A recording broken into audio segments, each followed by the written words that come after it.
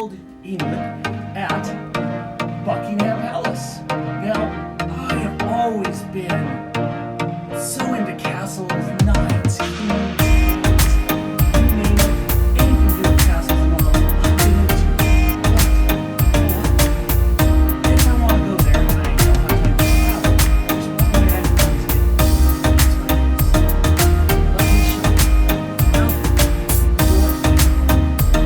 this is what we're going to be reading today.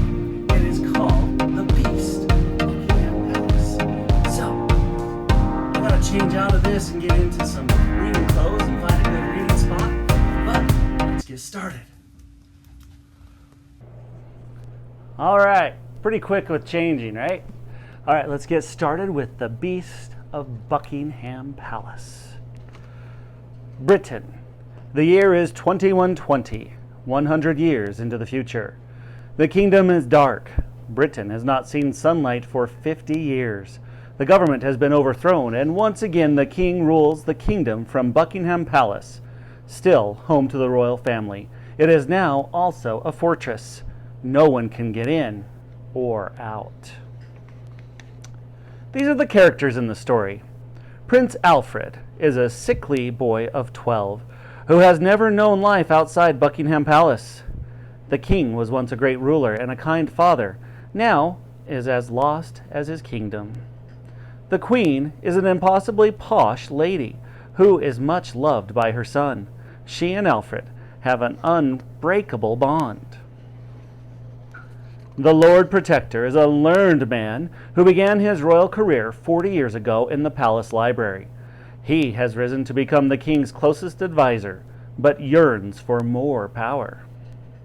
Might is a homeless orphan. From the outside, she is so called because of her small size. Her parents were killed when she was a toddler, and since then she has had to fend for herself.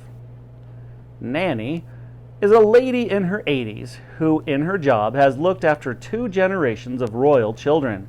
She cared for the king when he was a boy and is now the nanny to Prince Alfred. The old queen is an elderly lady who was queen when her husband was king.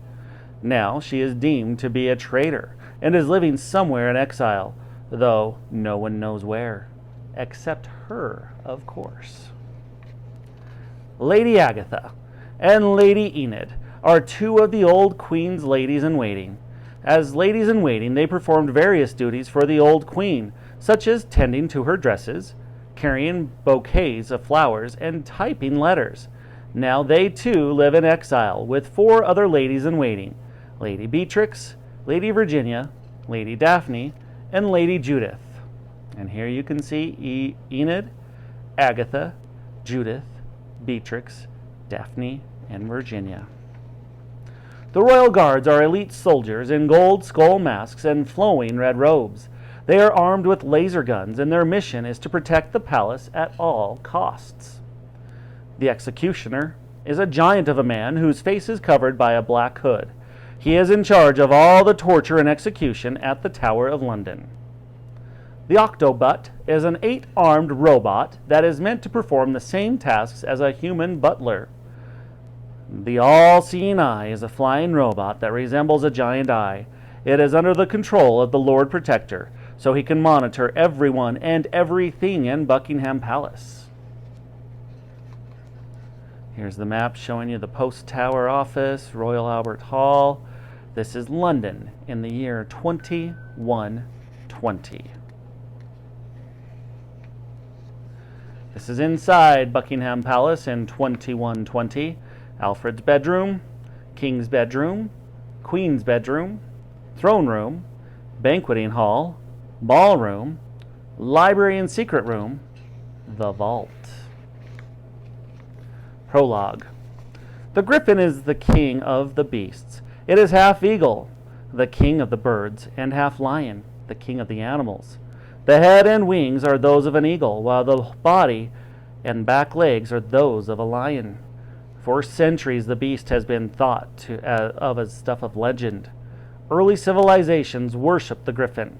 It can be found in stories from both ancient Greece and ancient Egypt. In medieval times, this half eagle, half lion became the symbol of godlike power. the power over life and death, the power to create or destroy the universe, infinite power for its eternity. The sight of the griffin would inspire all the hearts of all the men. That is why the beasts were used as symbols through the centuries by kings and queens. Griffins can be seen on coats of arms, flags and shields. The message was simple: kneel or you will suffer a terrible fate at the claws of this beast. It looks a little like a dinosaur, those terrifying creatures that stalked the earth millions of years ago. However, unlike dinosaurs, no one has ever found the skeleton of one. But that doesn't mean that a griffin never lived, or one day might not live again. Part 1. Coming of the Beast. Chapter 1. Dark. It was noon, and the sky was black. There had been darkness over the kingdom for half a century. For, many years before, the people of the earth had not taken care of their home. They had burned down all the forests, reducing every last tree to ash. They had pumped the rivers, lakes, and seas full of waste, killing all the fish. They had dug deeper and deeper under the ground for oil, until the planet was hollow to its core. Eventually, the earth took its revenge. The ice caps of the Arctic and the Antarctic melted. The floods were so mighty that whole countries became submerged underwater. Violent earthquakes shook entire cities to the ground. All that was left behind were piles and piles of rubble. Volcanoes erupted, pumping billions of tons of ash into the air. Without the sunlight, the crops withered and died. Nothing could grow. The kingdom was plunged into an eternal winter. It was the only world Alfred knew. He was already 12 years old, but had never ever seen sunlight. Often he dreamed how it must have been to feel the sun on your face, or run through a field of tall grass, or swim in a sunlit sea. But it was just a dream, a dream. The boy had seen pictures of the sun in books and marveled at it, a perfect circle of gold. Now the moon and stars had become invisible too. Alfred would spend hours and hours imagining how the night sky must have looked with 1,000 little lights twinkling through the blackness. He was one of those children who liked nothing more than being alone with his imagination. In truth, he had little choice. Having been sickly his whole life, soon after he was born he became ill. As a baby, Alfred had not been expected to survive, but survive he did. Just. The child was as pale as snow and as thin as dust. He wore thick glasses to aid his poor eyesight. Often Alfred was so weak he had to stay in bed all day. Thank goodness all around his bed were piles and piles of books. Books, books, and more books. Books about animals, books about space, books about trees, books about dinosaurs, books about books. Books about history were his absolute favorite. The trouble was that there was a strict curfew in the building where Alfred lived. Night was the most dangerous time. That was when there was the most chance of an attack from the outside. Lights had to be put out at 8 o'clock sharp, by order of the king. Anyone caught with lights on would be severely punished. Punishments were brutal in the kingdom. Those in power had returned to medieval forms of torture: the thumbscrew, the Iron Maiden, the breaking wheel, the pillory, the rack, the scold's bridle, the rat's dungeon, the head crusher, the iron chair. Despite the strict rules, the boy loved his books so much that he would carry on reading by candlelight under his covers. The night our story begins, Alfred was doing just that. He was reading a weighty leather-bound book about kings and queens of Britain through the ages. The first known was Alfred the Great. He had become ruler at an impossibly long time ago, in 871. The boy was named after that first king, but it was hard to believe anybody would ever describe this Alfred as great. He felt anything but. As the boy was devouring the story of the beheading of King Charles I in 1649, a deafening sound rocked the room. Kaboom! Alfred dropped his book, and his candle, and he very nearly set the covers alight. Whoosh! Smothering the flames and blowing the candle out. Whoosh! He pulled off his bed covers. Whip! A huge explosion outside it had illuminated the boy's bedroom with glowing red, orange, and yellow light. Alfred slid out of bed and, using all of his strength, limped over to the huge bay window. Just those few steps left him painfully out of breath. He leaned on the window frame to steady himself. Alfred's bedroom was high up on the top floor. From here he could see far across London.